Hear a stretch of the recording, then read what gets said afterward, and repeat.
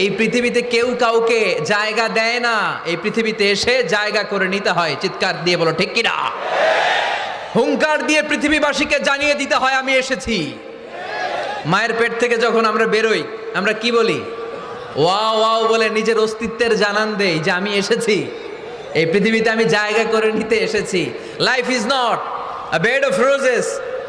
এই পৃথিবী ফুলের বিছানো সজ্জা নয়। এখানে কষ্ট করতে হবে, পরিশ্রম করতে হবে, ঘাম ঝরাতে হবে।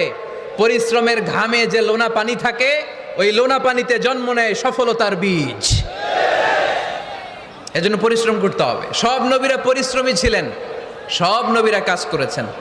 সূরা জুমার এই 10 নম্বর আয়াতে আল্লাহ তাআলা আমাদেরকে মোটিভেট করে শিখাতে চেয়েছেন যে স্বাবলম্বী হও, নিজের পায়ে দাঁড়াও, কাজের সময়ে কাজ, নামাজের সময়ে নামাজ। আজকে এই স্লোগানটা